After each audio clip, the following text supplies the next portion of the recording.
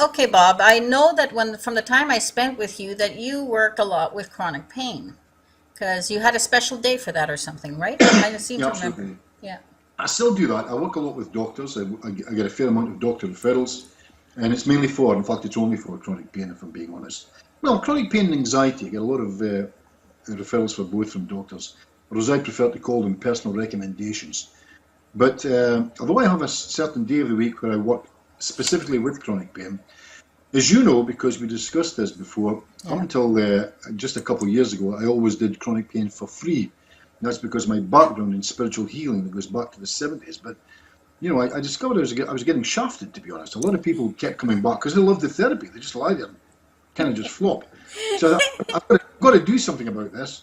So what I decided to do was I decided to, at that time, tell people that for chronic pain, my fees were halved. They were only 50%. So if you've got chronic pain, you come along and I only charge 50% with people with chronic pain. That's chronic Yeah. pain. Now, I had to have another line in there, and the other line was, by the way, if you can't afford it, you tell me and it's free. So that's the important line. Again, that's scripted. By the way, if you can't afford it, you tell me and it's free. No paperwork, none of me looking to see if you're working, if you're getting any benefits. You look at my face, you tell me and it's free. And I think I told you this, Inez. The funny thing that happened is I lost no clients, but no one has ever come to me and told me they can't afford it. Now, that's really amazing, that. Yeah. That is worth people coming to a workshop to learn. Yeah, it's quite amazing. It's very good. And is We'll there be working.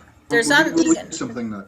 pardon, you got another specialty, and I'm trying to place it. Oh, it's the normal thing that everyone does, but not everyone does well, and that's stop smoking, right?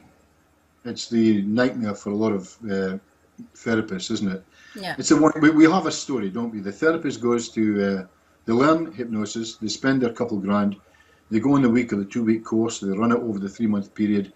They watch the specialist hypnotizing somnambulists, and then they go out into the outside world. And for a lot of people, they'll actually argue that to stop smoking, it's only for somnambulists. That isn't true, but I get it because they can hypnotize a somnambulist to get in there and do some stuff.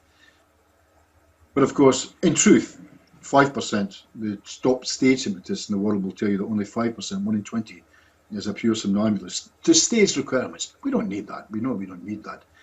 But to come back to the smoker itself, they find it difficult. And it's the old thing about, if they don't go into hypnosis, how can I help them? And there's a lovely line here I want to share with you, in fact, right now, Inez, because it was just last week I was talking to this wonderful friend of mine, Felix Economakis, and he was talking to me about hypnosis in itself, where you've hypnotized the person to put their hand in the spider's box, yeah?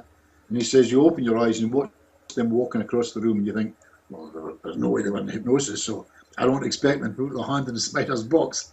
And you know that they're thinking, well, I wasn't hypnotizing. I'm not putting my hand. But they're walking and they're walking and they're lifting the lid. And you're thinking, what's going to happen now? And they're putting their hand in and they're saying, no way. And then suddenly, oh, it's lovely. It's crawling on me. It can be a bit like that with the hypnotizing of somebody that wants to stop smoking. That's the message I want to get to the student of that. But on top of that, you need to know your business. You need to know your stuff. You need to know your protocols. And there's lots of stuff I use in there, including and I told you before, I use a deathbed scene, which some people are horrified with, as I was from the first time I heard it. I got it from a guy called Mark Davies, looking at Mark High, and I thought it was horrific. I used it. It's powerful, and it saves people's lives. We'll be using that as well when we're in Edinburgh. We'll definitely go in with the deathbed scene. I have to say that in the past, I always had an aversion to aversion therapy, making Yes, it. But just like you said, I met a guy in New York who's been doing this for 40 or 50 years, and he gets such incredible outcomes with the stop smoking that those people are still sending him clients 30 years later. yeah, So, sometimes then you got to look at your own belief system a little bit and all that kind of stuff. So be open-minded. I got to be open-minded about all the stuff that I might not have thought was great in the past. And if you're not willing to change and learn new stuff, why come? absolutely, Yeah. absolutely. But by the way, very quickly, for my smokers, I do 2 sessions. In the first session, they might stop after the first session, My deathbed scene is in session 2. Ah, That's by going really heavy. But you're absolutely right. I was completely averse to any form of aversion therapy. My background, as you know, is I'm an analyst. Psychology is my thing. And I was completely against that. But when I saw it working, when I saw what it did, and I understood how it worked, that's yeah. the little difference that makes a big Yeah, difference. and it's a very subtle difference in how to do the aversion therapy where it doesn't leave that sort of feeling in your mouth when, sometimes I watch some aversion and I go, but I watch this guy do it and I know the difference between the two. Yeah. And same with the guy that you're doing it. There's certain ways of doing aversion therapy that is not negative. Well, to be honest with you, when I first saw it, he was like a monster. So what I did was, if I'm being candid, he's lovely by the way, he's a great hypnotist. But what I did was, I did that old William Clement Stone thing that I use in my talks myself. I stole it from him many years ago. He does this R2A2 thing, 2 R's, 2 A's. He said to do anything really well, you have to recognize, you have to relate, then you have to assimilate, and then you have to actionize.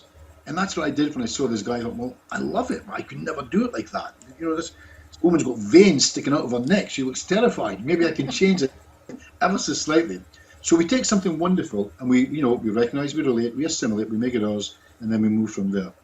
But yeah, we want it to work, yeah, because we've got our life sitting in front of us, and somebody's spending, I don't know what it is in dollars, but £2,500 a year in average in pounds sitting in front of us. I mean, it's ridiculous, absolutely ridiculous. So listen, can I ask you some things now? Yep. Because we're talking the Simpson protocol in itself. Now, the Simpson protocol is the Simpson protocol. But out of there, are there a couple juicy things that, for you, that's really important that you take aside from outside the Simpson protocol, or is it all wrapped into one? Well, it's all wrapped into one in some ways, but from the way I came from it was, and you're a spiritual healer in the background, and I'm a little bit of a metaphysical type person anyway, even though I'm very analytical and very clinical in some of the work I do. But that belief system is still there and that knowledge. So I think it sort of evolved from people not wanting to tell me, because I did a lot of regression to cause work. I am an Omni trainer, so that is where my background. And there's sometimes I'd run into people who were in a regression and they didn't want to tell you all the stuff that was happening because it was pretty bad, right? And especially men didn't want to tell me because they wouldn't want to harm me or all that kind of stuff. So finally I figured out how to do it without them having to tell me anything. But I took them through the process, and it was starting to get so good that just at every year it evolved more and more into what it is today. And every time I teach a class, it evolves some more. So every time, maybe they'll start saying I need to pay them because they teach me so much each time. Well, you know how much you learn when you teach. So yeah. Everything just always upgrades a little bit. But the biggest part I think about Simpson Protocol is, in the past, when you did regression work, you changed the perception of that particular time, that big particular event. But nowhere did I find any work for anything that I ever did that started at the very beginning and started laying a foundation for you to have self-esteem, for you to have everything. So what I do is I go back to the very beginning. Yeah. And I start building up the foundation before I ever start working with the clients. So they, because lots of times you'd get to people who didn't have the capability of saying, yeah, I love myself or even like myself, that kind of thing. So I went right for the nitty gritty right at the beginning before, and built them up to the point where they could do the work. Yeah. So. Well, my beginnings, was hypnoanalysis. That's what I did. Yeah. But I did to that, I felt. It was like I needed to, almost like in a Freudian way, I needed to find out what it was. Yeah. And yes, in my head, in the very early days, that Freudian thing was always an assumption that it was of a sexual nature, if there was a professional. I discovered real soon that was not the case. But I still like free association. Oh, I do too, Ed. Yeah. But again, I discovered after a while that although we can go back to regress to cause, much of the time we don't need to. Every now and again we can find that wonderful part that says, yeah, I get you. Yeah, okay, I'll do it. That's it. And it's all, all those things are great, but for each person, they're going to take what we give them and probably do it their way. So that's all good, right? Absolutely, absolutely. So I remember. I'll tell you what. I'll tell you, Inez, as you're saying that, because we're very similar in certain ways, and then we kind of split. I come over to the right here, you're over to the left. And my background, as you know, is in sales.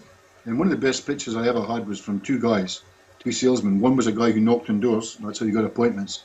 Another guy was a referral specialist who would never knock on a door.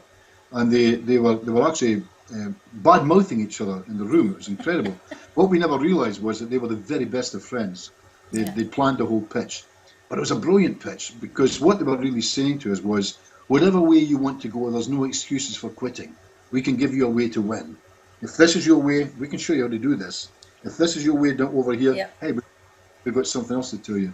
And hopefully we can do some of that, and we'll meet somewhere in the middle. So by the time they leave, they're fully stocked up, yeah? yeah, you and I do stuff, like you say, a little differently, but we come from the same belief, ideas.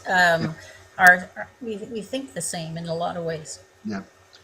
Anyway, Okay. so that's it for the Simpson protocol. Is just something that you can use. It's a protocol that I pretty well use 95% of the time.